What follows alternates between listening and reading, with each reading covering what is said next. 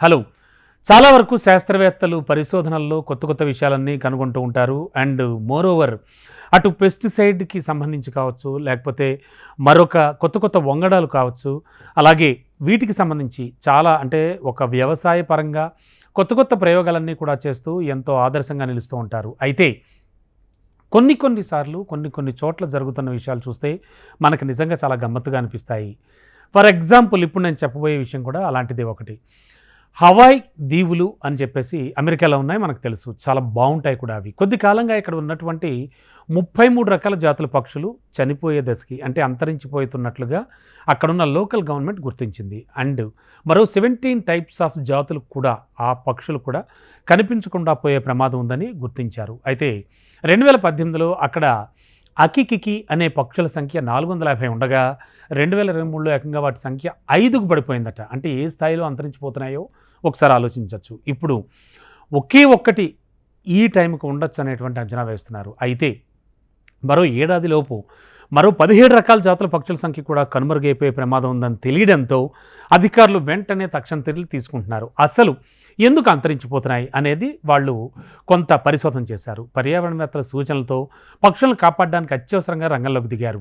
And మొత్తం హవాయిలో ఉన్నటువంటి అరుదైన కొన్ని జాతి పక్షులు మలేరియా ముప్పును ఎదుర్కొంటున్నాయని గుర్తించారు. ఆ ముప్పు వల్లే చనిపోతున్నాయని గుర్తించారట. మరి ఈ వ్యాధి సోకే దోమ కుట్టిందంటే మలేరియా దోమ వల్ల వస్తుంది మనకు తెలుసు కదా. 90% చనిపోయే పక్షులు ప్రమాదాలు ఉన్నాయి. మరి మలేరియాను ఎదుర్కొనే నిరోధక శక్తి కొన్ని అరుదైన జాతుల పక్షుల్లో లేక మృత్యువాత పడుతున్నాయట. అలా గుర్తించారు. దీంతో మలేరియా వ్యాప్తి చేస్తున్నటువంటి దోమలను నిలువరించే పనిలో పడ్డారు అధికారులు. మరి దానికి ఏం చేయాలి? సొల్యూషన్ ఆలోచించారు.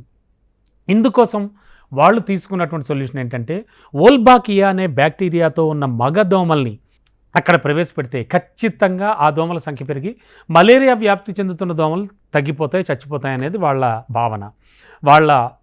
వాళ్ళు చేసినటువంటి ప్రయోగాల్లో కూడా నిజం తేలింది. దీంతో వాళ్ళు ఏం చేస్తారో తెలుసా? దోమల్ని హెలికాప్టర్ ద్వారా తీసుకొచ్చి హవాయి దీవుల్లో వదిలేస్తున్నారు.